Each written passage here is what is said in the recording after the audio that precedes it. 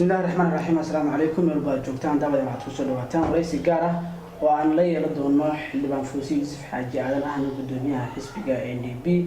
وأن ويديدون سؤال دورة وكنت علقة وحابة وقت كان وضعك كتاعك المستوى حسبك يسؤال كله مهم أنا أعلمه ورئيسك وحال سلوك كله عن كل يجدونا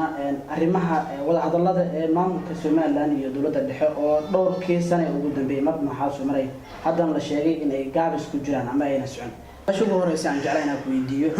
حياتي مدن كترسن محلوان كترسن برلمان كايات حكومة يو حلوان البرلمان كان بقول لبض قول إن إسكوم من بان الشيء تاسم بحيث أبتي إن دور كورم وباخذ ما لقبت هذا بتاس ما قبا مدوا قبا إني كورم إني باقدين دور فدي لكن حكومة يا برلمانكو حقيقة شرعيا هرتوا إني كلام غير كلا مديهين أو حسابيان إصلاح حساب تمام هسه شيء لا كل واد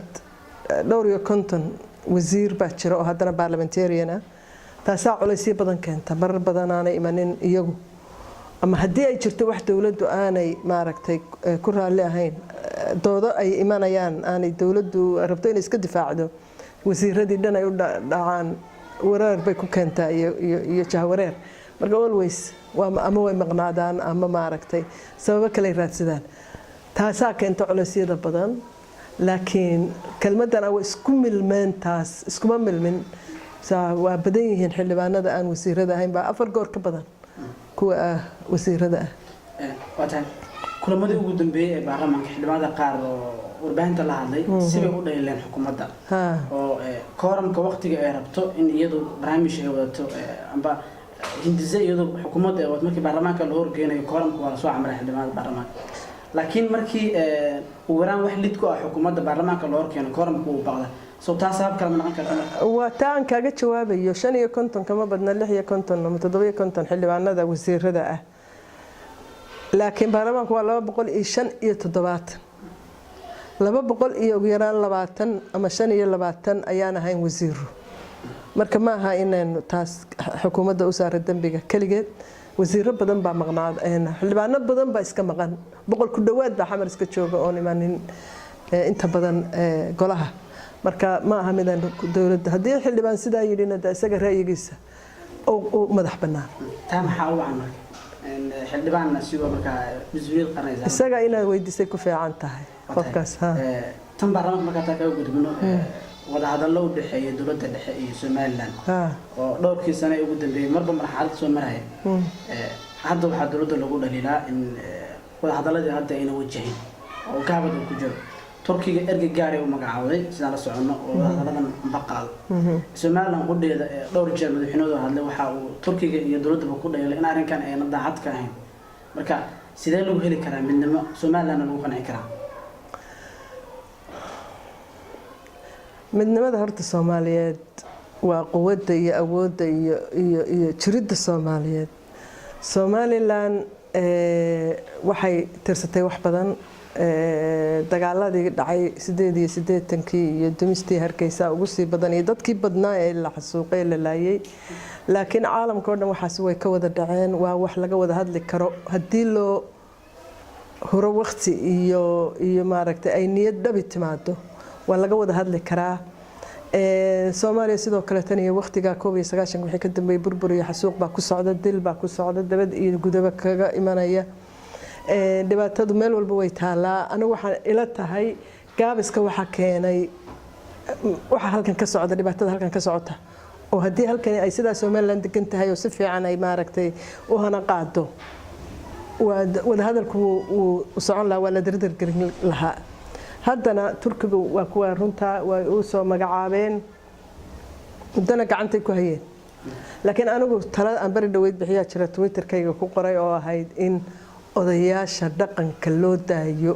Soomaali qabiil bay u noqotay 4.5 waxa la yiraahdaa la sharciyeeyay xitaa baarlamaankii lagu keenay macnaheedu waxa weeye wax kala la waayo oo wax kala furfura marka waxa weeye arrimaha qaarna waa siyaasad qaarna waa dhaqan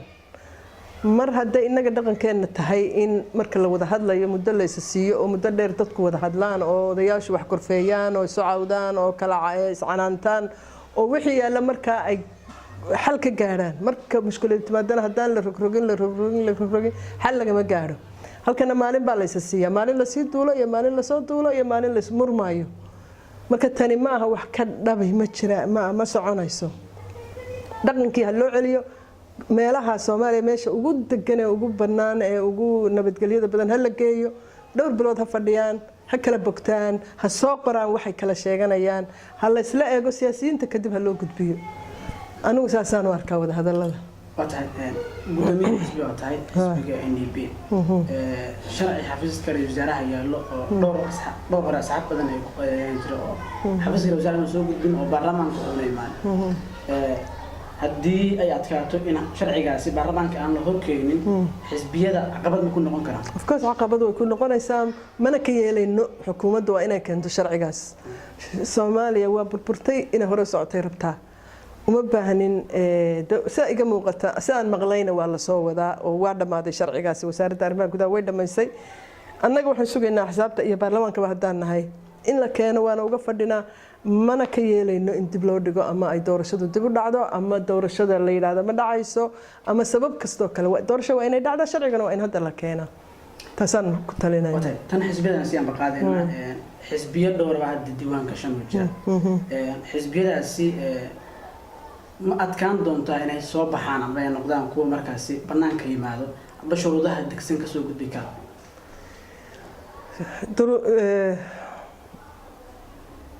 xisbiyada imika jira ee la diiwaan galiyay waa 43 aniga waxay ila tahay inay isku beerbeeri doonaan waxay ila tahay inay wax 10 ka yar soo hari doonaan aniga sida ila tahay intaasina waa tartami kartaa way shuruudahana way ka gudbi karaan sababtoo ah shuruuduhu ma aha shuruudo adag waa shuruudo caadi oo caalamka laga soo magaranaysa laga soo bartay ama laga soo qaatay aaraa wax adag ma noqonayso 10,000 oo qof oo cod waa caadi xamar bay 3 milyan joogtaa maxay ahayd xafiis la kareyso iyo xafiisyo gobolada 9 gobol oo in laga furo xafiisyo iyo in fiiga la bixiyo wax adag ma aha waa wax aad u sahlan waana gudbi doonaan waana la tartami doonaan insha Allah waana dhici doontaa doorashada